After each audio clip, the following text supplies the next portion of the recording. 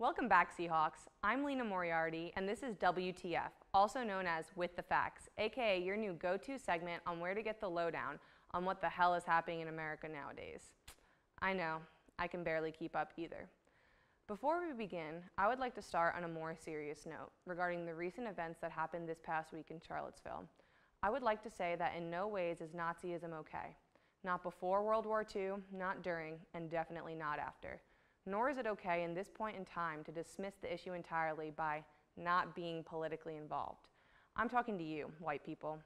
And like you, and like everyone living in the technological era, I get a lot of my wisest remarks from good old Facebook.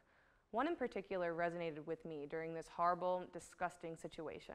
It is from Kristen T. from motherwiselife.org, and it reads, "Your privilege allows you to live a non-political existence. Your wealth, your race, your abilities, or gender allow you to live a life in which you likely will not be a target of bigotry, attacks, deportation, or genocide. You don't want to get political. You don't want to fight because your life and safety are not at stake. It is hard and exhausting to bring up issues of oppression, aka get political. The fighting is tiring. I get it. Self-care is essential. But if you find politics annoying and you just want everyone to be nice, please know that people are literally fighting for their lives and safety. You might not see it, but that's what privilege does." So thank you, Kristen. Please remember that white silence is violence. The only thing these protesters had on their side is the right to free speech. But at what point does free speech turn into hate speech that should not and will not be tolerated?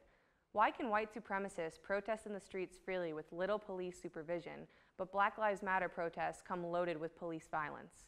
Why can we have fully armed and loaded Nazis running about the streets of Virginia, but black kids get shot by an officer for thinking they had a weapon?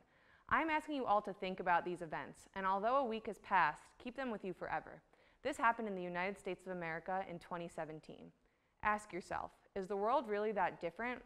Ask yourself what you can do to change it. After these catastrophic events, our president then waited 48 hours to respond, because he was probably golfing at his infamous Mar-a-Lago. He initially responded by saying he denounced violence on both sides because he cannot distinguish between Nazis and counter-protesters.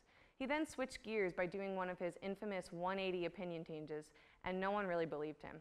A true display of leadership. With that being said, we can get into some lighter news. Happy solar eclipse. To celebrate, the president decided to go against what was literally being screamed at him by a White House aide. Mr. Donald Trump looked at the eclipse without glasses. A true revolutionary. I forgot that when you become president, you defy the laws of physics. It's like a special superpower, nuclear war button included and all. But in all seriousness, I would not be surprised if he suffered some serious retinal damage. Not the smartest move. Speaking of nuclear war buttons, tensions outside the country continue to rise as North Korea's Kim Jong-un threatens missile strikes against the US, saying it could reduce the United States mainland to ashes. I truly never thought I would be calling a potential nuclear war lighter news. But anyway, nothing seems to have come from it yet. Continuing on to local news, North Carolina just passed a bill making it legal to drive through protesters in the streets. It provides that a person driving an automobile while exercising due care is immune for civil liability for any injury to another person if the injured person was participating in a demonstration or protest and blocking traffic.